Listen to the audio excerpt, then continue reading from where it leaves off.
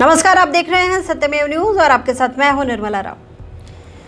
हाल ही में पारित कृषि विधेयकों को लेकर संसद में और विपक्ष और मोदी सरकार के बीच घमासान जारी है। मात्र इतना ही नहीं, सड़कों पर भी विरोध नजर आ रहा है। किसान और आढ़तिये भी इस मामले का विरोध कर रहे हैं। हालांकि कांग्रेस समेत विपक्षी पार्टियों द्वारा मानसून सत्र का बहिष्कार करने का फैसला आया है, मगर इसी बीच मोदी सरकार ने राज्यसभा में कृषि बिल से जुड़ा तीसरा विधेयक भी आज पास करवा लिया है। मंगलवार को राज्यसभा ने अनाज, दलहन, तिलहन, खाद्य तेल, प्याज, आलू को आवश्यक वस्तुओं की सूची से हटाने का प्रावधान देने वाले विधेयक को मंजूरी दे दी है।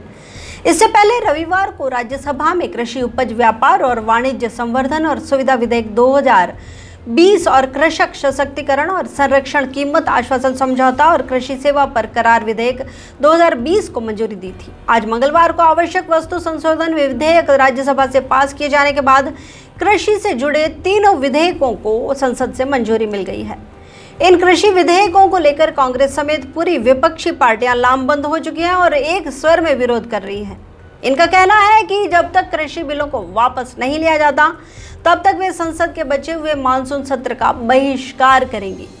रविवार को इन्हीं कृषि बिलों के खिलाफ राज्यसभा में जमकर हंगामा किया गया। उसके बाद कार्रवाई के तहत विपक्ष के 8 सांसदों को निलंबित कर दिया गया था। आइए थोड़ा सा गणित समझते हैं कि ये बिलों की भाषा क्या कहती है।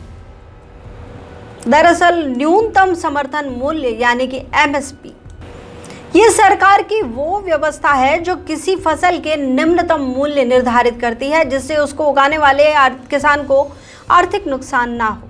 अब अफवाह ये फैलाई गई कि अब इस व्यवस्था को समाप्त कर दिया जाएगा, मगर ये सरासर झूठ है।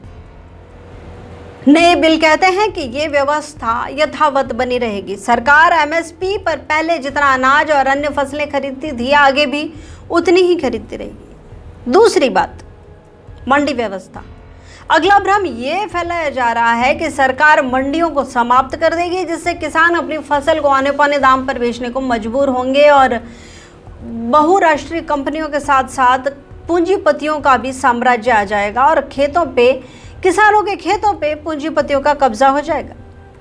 जबकि ऐसा बिल्कुल नहीं है। मंडी व्यवस्था यथावत जारी रहेगी और किसान एमएसपी कीमत पर मंडी में भी अपनी फसल बेच पाएंगे, जैसा वो अब तक करते आए थे। अगला जो सबसे बड़ा संशय है वो भंडारण की क्षमता को लेकर है।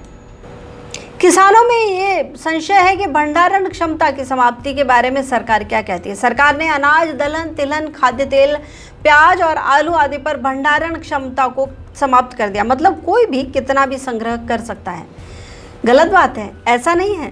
भंडारण केवल फूड प्रोसेसिंग यूनिट यानी कि खाद्य प्रसंस्करण इकाई वाले ही कर सकते हैं। व्यापारी और दलाल इसका बिल्कुल भी संग्रहण नहीं कर सकते। इन सारी चीज़ों का मतलब अनाज का भंडारण मात्र वही कर सकता है जो बिस्किट का काम कर रहा है, बिस्किट का उद्योग है या आटे का काम है, मगर कोई पैसे वाला व्यापारी नहीं कर सकता जिसका किसी भी प्रकार का उद्योग धंधा नहीं है। आलू का भंडारण वो व्यक्ति कर सकता है जो चिप्स बनाता है या आलू से रिलेटेड दूसरी चीज़ें बनाता है, दूसरा कोई नहीं। किसान को अपनी फसल बेचने से पहले टोकन लेने पड़ते हैं, फिर कतार में लगकर मंडी में अपनी फसल बेचनी पड़ती है। उसे खुद अपनी फसल मंडी तक अपने खर्चे पर लानी पड़ती है। अब ऐसा होगा कि व्यापारी खुद उसके पास जा सकता है और उसकी फसल खरीद सकता है। व्यापारी या किसान में से कोई भी किसान या व्यापारी एक दूसरे से छल करे तो दोनों पर आर्थिक जुर्माने का भी प्रावधान है।